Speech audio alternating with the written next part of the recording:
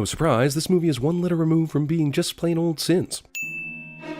Ah, credits! I mean, this is M. Night's first film after Sixth Sense and then Unbreakable. Easily his best film, despite your opinion on the matter. So these credits here should have been a huge red flag for us on where his career was headed. These are some ballsy-ass credits here. Yo, people, shut the fuck up and read our credits. The music alone will spook you and draw you into the film. Also, Hitchcock was a pussy and I'm his better. And that's coming from someone who generally enjoys this film. Picture tells us everything we need to know. One of these parents died, and one of these parents is Mel Gibson. So, dead mom cliche already in effect. Character suddenly wakes up to jump scare the audience cliche. Just show us already! Ah, crop circles? Didn't those get debunked as man-made hoaxes long ago? Aliens are dicks to cornfields. Movie gives us not only our current location in the story, but also the exact mileage to the nearest large city, even though they have plenty of chances throughout the movie to let us know where these characters are in relation to Philadelphia. Here's a jump scare manufactured for the audience that involves the sheriff just waltzing in to frighten people's homes unannounced and just leaning on a door waiting to surprise anyone who might happen to wander around the corner. Dad's gonna burn these again. What a dick. Please stop calling me father. What's wrong? I don't hear my children. Obvious double meaning dialogue is double meaning. Double meaning. Also, not hearing your children is bad. Not hearing them when they're actually making noise when the dog tried to attack your daughter, who was probably screaming during the whole thing, is even worse. Movie conveniently skips over the little boy single-handedly takes down a rabid German shepherd scene, which is understandable since it's impossible. God damn it, does this kid have asthma? Where were you? Yeah, exactly. It's like the dog attack took place in a silent film or something. No growling, barking, or screaming? Dog forensics. Ah, repetition! What's wrong with the water next to your bed? It tastes old. Character talking about water inadvertently voices the audience's concerns with the script of this movie. I admit that's pretty scary, but what the hell's he doing on the roof, for Christ's sakes? Back on his planet, the roof is a great hiding place, I guess. Thankfully, tonight, Merrill fell asleep inside the main house instead of his upstairs barn apartment, so that he could help out in this alien hunt. Cursing stuff is just for show. It's time for an ass whooping! I cursed. I heard. Haha, because now we know for sure he can cuss way better than that. Signs that you're not going to see too many aliens in this picture. Now what's wrong with this one? It has dust in it. Haha, kids are weird, stupid, and f***ing annoying. Also, plot. How's work at the gas station? This one line of dialogue is an orgy of evidence that the screenwriter wanted us to know Merrill, a former baseball prodigy, has a shitty job. I never got a chance to tell you, but I thought you're moving in here with your brother after. Movie finds a ham-fisted way to finally tell us how Graham and Merrill are related. Movie wants you to know these water glasses are important. Sorry. Okay, so far I have. It was very dark. Remember how this scene started? You got an old baby monitor around? And then Graham went to tell Bo to turn the TV down. How did talking about intruders get into talking about walkie-talkies? The fuck? Over 6 feet. It was very dark. The fuck? It was very light. Remember when the lights outside went on mysteriously just before you ran outside? This scene is comical, but you not having any way of describing the obviously around 6-foot being on top of your roof is actually maddening. This guy got on our roof in like a second. Our roof is 10 feet high. They have women's high jumping in the Olympics. Okay, so we're looking for an Olympic high jumper who hangs out around Pennsylvania farms. Honestly, why haven't you already solved this case? Did anyone listen to this dialogue? Being skeptical is a good thing, a great thing, but how silly is that? Also, high jumping record for a man is a little over 7 feet, and for a woman it's a little over 6. So not only an Olympic high jumper, but the Goodwill Hunting of high jumpers. I know you're making a point here. I just don't know what it is. Good point. And my point is, we don't know anything about the person you saw. Bullshit. You know it's roughly 6 feet tall, moves silently, was on the freaking roof, and jumped from there to basically the cornfield 50 yards away. F*** you, oversimplifying cop. Dad, where's the remote? I don't know, baby. Why don't you check in the sofa cushions? Child asks parent where the remote is before checking the sofa cushions. Child fails at being a child. Excluding the possibility that a female Scandinavian Olympian was running around outside our house last night, what else might be a possibility? Finally, someone realizes how ridiculous that sounded. The local cop should have kept the Olympic high jumping shit to herself and looked into it after debunking aliens. Anyone who might have a grudge or something against you might not have liked the fact that you left the church. Man, this movie thinks it's so fucking clever about slipping exposition into the dialogue. Okay, I was out of line with the whole female Scandinavian Olympian thing. Not really. Same shows on every station.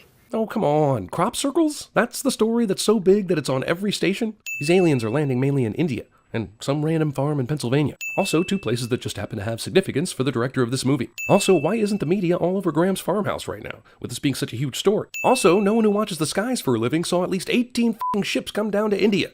There's like over 1 billion people there. What in God's name is going on? I don't know. I'll check the 1984 East German Olympic high jumping team. You check the members of Led Zeppelin.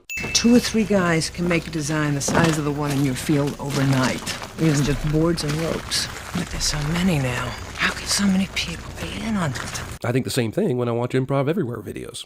I'll take them into town and get their minds and your mind on everyday things. Like your wife's killer. You send out a reconnaissance group. Very small. Check things out. This crazy military asshole is right, but why land in large fields of crops? Don't they know the sheer number of these things alert people to their presence? Meryl is, for any reason, considering joining the military. It's still the record, right? Got the bat at home, on the wall. In my brother's living room, even though I live in the upstairs barn apartment. But whatever, plot and stuff. Why weren't you in the pros making stacks of cash and getting your toes licked by beautiful women? He has the minor league strikeout record. The guy hit a lot of homers, but he struck out a lot? Yep, they don't allow those dickheads in the majors. Merrill's a Class A screw-up. Dude, you are a late 20-something wearing a leather jacket, filling out recruitment paperwork at the Army office in bumfuck Pennsylvania. Meryl may be the kettle, but you're the fucking pot, and you know it. Phony confession on the part of both parties. Is that him? Morgan plays the pronoun game with the audience so that we have to figure out who the hell him means. Also, yes, Morgan, that's the guy who will fall asleep at the wheel during Avatar: The Last Airbender. Who is he? He's the reason you can fit the whole family in the doorframe shot, hon. It's a code. Who are you, Jodie Foster? Are these aliens really that good at not being seen, or is this a found footage movie? They were not detected by radar by either country. But their communication between each other can be picked up by baby monitors? You can't have it both ways, man. My ballet recital. Everything people have written about in science books is going to change. Overly eloquent kid is overly eloquent. Also, I have a feeling that Morgan picked up this one VHS tape so he could have this speech about how important the discovery of alien life is. Find another tape. I mean, right? I was about to say they only have one freaking tape in this house? And it turns out Morgan was being a dick to Bo's ballet recital. Uncle Merrill, I'm using your tape. You are seeing a live feed. Live news broadcast about alien spaceships somehow had no newscaster talking for the last 45 seconds while the family argued about which videotape to use. Everything they wrote in science books is about to change. If you have a VHS tape with a ballet recital on it, go ahead and tape over that. Hey, you, in the audience, don't forget about all these water glasses, okay? Are you the kind that sees signs? Roll credits. There is no one watching out for us, Meryl. We are all on our own. Asshole former priest who legitimately seemed to want to help comfort his brother a second ago does an about-face and crushes Meryl's comfort like a bug. Previously, before Signs. You should be playing Furry Rabbit or Tea Party or something. Loving uncle suggests his brother's kids dabble in furry play. About the crop circles? I think it'd be some kind of landmark, visual mapping system so they could navigate, coordinate. Makes sense. And place 18 of them inside India? How many f***ing landmarks do these aliens need? Coordinate. Makes sense. It really, really doesn't, actually. It makes the opposite of sense. Why couldn't they coordinate from space before entering our atmosphere? Or back before leaving their home planet? How can they be so advanced enough to have cloaking technology, but primitive enough to have to carve shit on the planet's surface to remember where they're supposed to be going? Baby dolls, airplane wallpaper, revolutionary soldier lamp next to a stuffed horse. This room is an orgy of evidence that in a f***ing massive house, Graham still forces his son and daughter to share one tiny bedroom. Looks a little like our house, doesn't it? Same windows. It's weird. No, it's called screenwriting. Happens every day, kid. Father? Hello? Where are you going? Ray Reddy's house. You knew that was him after he said one word. Director who thinks he's Hitchcock is Hitchcockian in all the wrong ways. Also, this might be the most convenient alien visit you could possibly dream up. These elusive aliens disappear when the light hits your retinas, but this one got caught in Ray Reddy's house rummaging through the pantry? The one guy who happens to have a major history with this movie's main character? When I knew it was inside the house, I couldn't think of any other number to call. I panicked. How did you not crack up laughing while delivering this dialogue? You wrote it, you're directing it, and you're saying it. 911 exists, you know.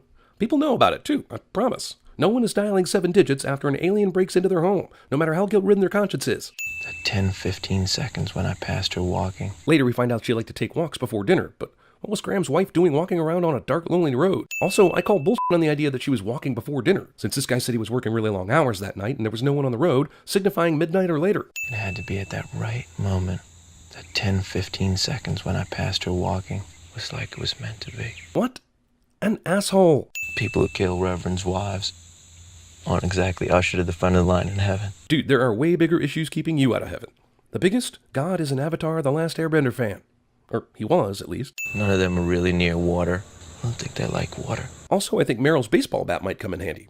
I have no basis for this, but remember that. Also, Jesus Christ, you can't resist casting yourself in your movie. Okay, fine, I sort of get that. But to give yourself the key foreshadowing dialogue piece, which ultimately foreshadows with the subtlety of my dick, Fuck you, dude. Why don't you just make a movie called I'm Awesome and call it a day? Don't open my pantry, Father. I found one of them in there and locked him in. Some f***ing how. Also, as soon as I locked him in the pantry, I panicked and called you, Father, not the authorities, and then sat in my truck hoping you'd show up after that weird f***ing phone call where I didn't say my name or anything. Move, children! Vámonos! That's racist. It's behind! Spanish children speak mostly Spanish until they need to say key words so English speakers can understand. Also, this movie really did become found footage for a second. Alien in the cupboard. Also, I guess it can't be a proper barricade unless you stick one measly chair on top of the main thing that's barricading the door.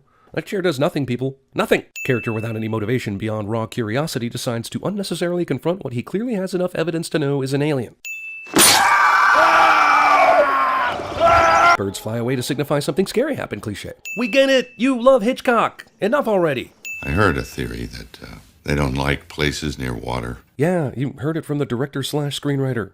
Geez, this movie telegraphs its punches like one of Robert Downey Jr.'s Sherlock Holmes boxing opponents. Sounds made up. Right, unlike everything you've been saying. I saw one of them at Ray Reddy's house. Much like him, calling the cops felt stupid to me. So I just left that f***er with a 3-fingered hand in his pantry. My vote counts as 2.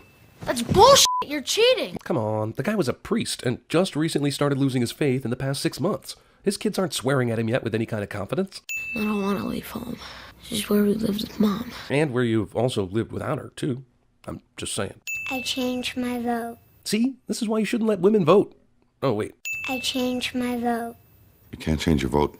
All those in favor of home, raise your hand. Mutiny. Also, why the hell did you suggest a second option and hold a vote in the first place? If you were planning to force the lake as the solution, why do this?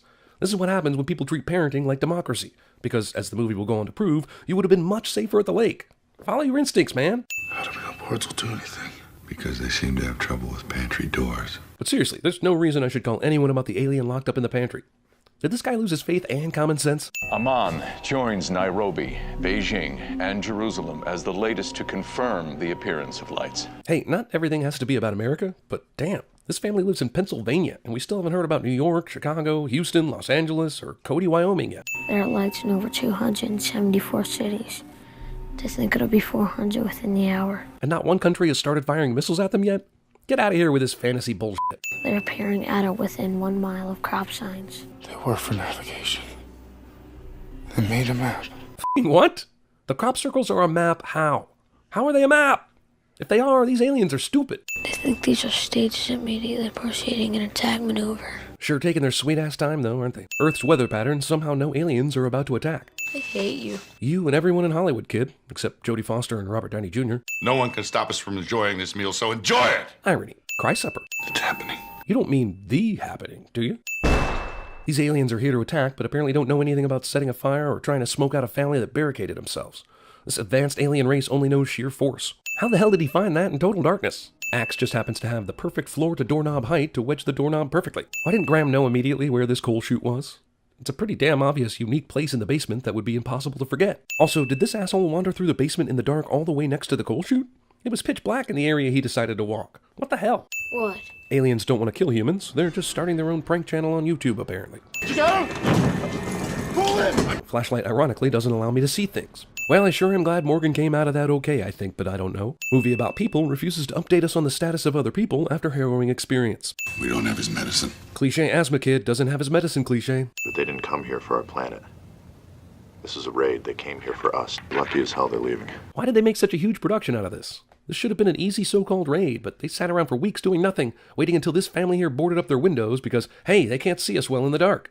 We might be more powerful than them, but f*** it. Invisibility raids only. How long have we been sleeping? 12 hours or so. 12 f***ing hours? How did they manage that? People must have figured out a way to beat them. Allergic to Earth? I'm gonna go with allergic to Earth.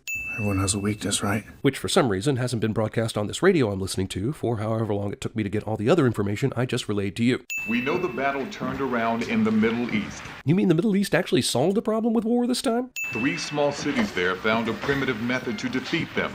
We have no further details at this time. What? F***ing what? Impossible is what that is. How can you know about the defeating and its method's primitiveness without knowing any further details? F*** you, conveniently lacking in important details just so we can have this finale newscast. Alien has what it needs and could have left before anyone knew, but decided it needed to stay in the living room and get its ass kicked. Let this be a lesson to you, kids.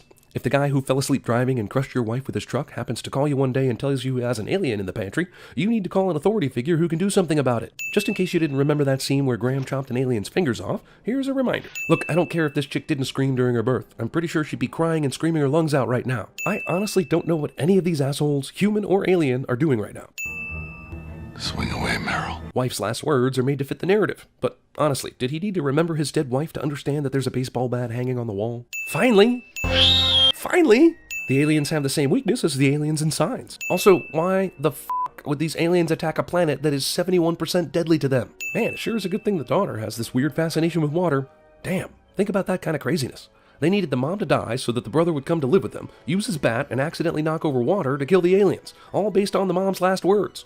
Add to that the alien in the pantry Graham never reports. This is the most convenient set of plot points since the 3 stories that began Magnolia. His lungs were closed. Pretty nifty his asthma actually helped him here, but I'm still wondering why the alien took 4 hours to try and use the poison in the first place. Or why he didn't try to use the poison on the whole family while they stood in the living room doing nothing. Oh, good for him. It only took 15 miracles for him to believe in God again. He's a true patron of faith.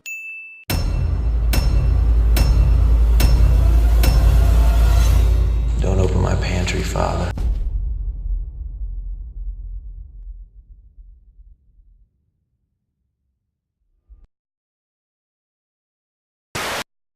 Football practice. What's the matter?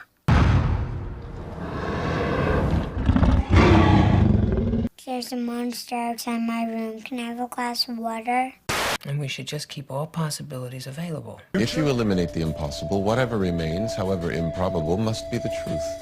And your wife moaned like a whore when they ravaged her. Again and again, again and again. Ain't it beautiful? Ooh, crystal blue persuasion. Nerd! If you build, he will come.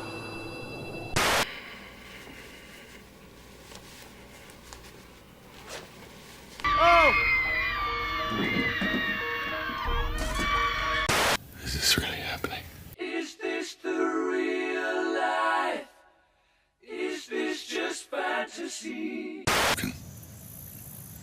And what kind of machine can bend a stalk of corn over without breaking it? What about a magnet? What magnet? What about it? Yeah, bitch!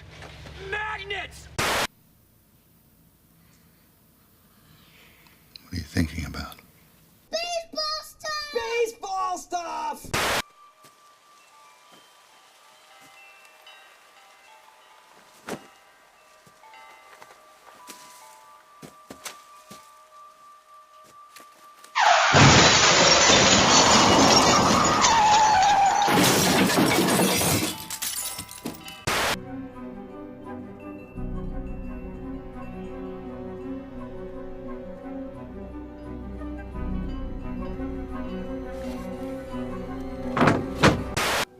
I'm going to have a cheeseburger with bacon.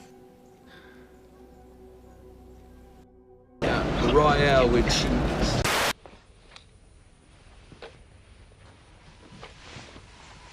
Columbia Broadcasting System and its affiliated stations present Orson Welles and the Mercury Theater on the Air in The War of the Worlds by H.G. Wells.